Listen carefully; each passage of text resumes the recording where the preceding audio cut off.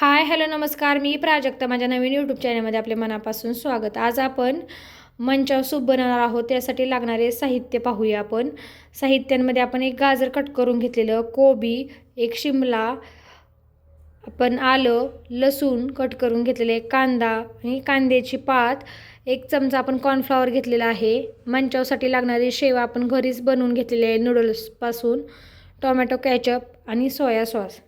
आता आपण रेसिपीला सुरुवात करूया. सुरुवातीला आपण गॅसवरती कढई ठेवून घेतलेली आहे. कढई छान गरम झाली की आपण त्याच्यामध्ये पोह्याच्या 2 चमचे आपण तेल घालून घेतलेलं आहे. तेल छान तापलं की आपण त्याच्यामध्ये आलं घालणार आहोत. आलं 2 मिनिट परतलं की आपण त्याच्यामध्ये लसूण घालणार आहोत. लसूण आणि आलं आपण छान असं आणखीन एकदा परतून घेणार आहोत. ते छान परतून झाले की आपण त्याच्यामध्ये जो आपण बारीक चिरून घेतलेला कांदा आहे, एक मोठ्या साईजचा कांदा, तो आपण त्याच्यामध्ये घालून घेणार आहोत. आणि तो कांदा पण हलकासा आपण परतून घेणार आहोत. जास्त पण आपण कांदा पचवायचा नाही, हलकासा कांदा आपण फ्राय करून घेणार आहोत. कारण की आपण मंचाव सूप बनवत आहोत, त्याच्यासाठी भाज्या जास्त फ्राय करायच्या नाहीत, हलक्या हलक्या फ्राय करायच्या. आता आपला कांदा छान फ्राय करून झालेला, आपण त्याच्यामध्ये एक शिमला बारीक अशी कट करून घेतलेली त्याच्यामध्ये घालून घेतलेली आहे.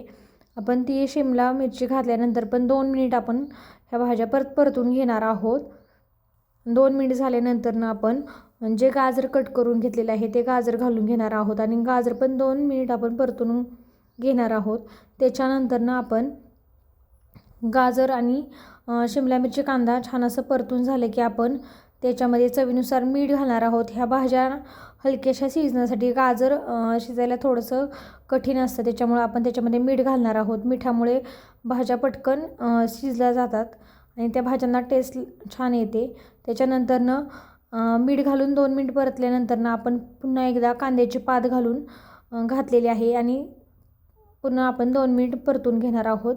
हे 2 मिनिट झाल्यानंतर आपण जो कोबी घेतलेला आहे छोटा कट करून, तो कोबी आपण घालून घेणार आहोत आणि छान असं आपण परतून घेणार आहोत. 2 ते 3 मिनिटं आणखीन परतून घ्यायचं. आणि 2 ते 3 मिनिट छान अशा कोबी घातल्यानंतर आपण ह्या भाज्या परतून घेणार आहोत. त्या भाज्या परतून झाल्या की आपण त्याच्यामध्ये ह्या भाज्यांना आपण शिजण्यासाठी किंवा आपण मंचाव सूप बनवण्यासाठी आपण एक ग्लास भरून एवढं इतपत पाणी घालणार आहोत त्याच्यामध्ये. आता आपल्या छान अशा भाज्या फ्राय झालेल्या आहेत.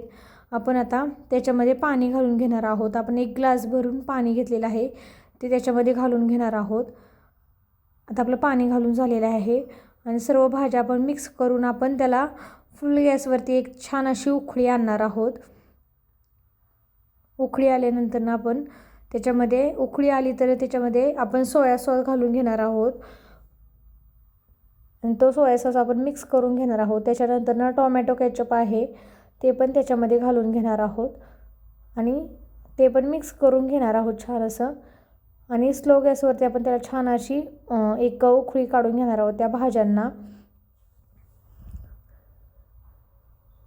आता भाज्यांना आपल्या छान अशी उकळी आलेली आहे. आपण कॉर्नफ्लॉवर घेतलेला आहे 1 चमचा, त्याच्यामध्ये आपण पाणी घालून त्याची स्लरी बनवून घेणार आहोत त्याच्यामध्ये घालण्यासाठी. आता आपली स्लरी बनवून झालेली आहे. आपण ह्या भाज्यांच्या ह्याच्यामध्ये घातलेली आहे स्टॉकमध्ये आपण, आणि ते सर्व मिक्स करून घेणार आहोत. आणि 2 ते 3 मिनटासाठी आपण स्लो गॅसवरती हे छान अशा भाज्या याच्यातल्या आहेत ते शिजवून घेणार आहोत. तुम्ही पाहू शकता छान अशा ह्याला उकळी आलेल्या आहे. आणखीन आपण 1 मिनिटभर असं शिजवून घेणार आहोत. ह्या भाज्या अशा मिक्स करून घ्यायचं आपण, त्याच्यामध्ये कॉर्नफ्लॉवर घातलेलं आहे त्याच्यामुळे. आता आपले छान मंचाव सूपला छान अशी उकळी आलेली आहे. आपण आता गॅस बंद करून घेणार आहोत आणि आपलं घरच्या घरी मंचाव सूप तयार झालेलं आहे. खूप कमी साहित्यामध्ये आपलं मंचाव सूप तयार झालेलं आहे. आपण ते एका बाउलमध्ये काढून घेतलेले आहे. त्याच्यामध्ये आपण घरी बनवलेले फ्राय नूडल्स आहेत त्याच्यावरतून कांद्याची पात आणि आपण जो कोबी घेतला होता त्याच्यातलं कोबी, त्याच्यावरतून आणखीन कांद्याची पात घालणार आहोत. आता आपलं मंचाव सूप बनवून तयार झालेलं आहे. तुम्हाला जर हा व्हिडिओ आवडला तर नक्की लाईक करा, शेअर करा आणि सबस्क्राईब करा.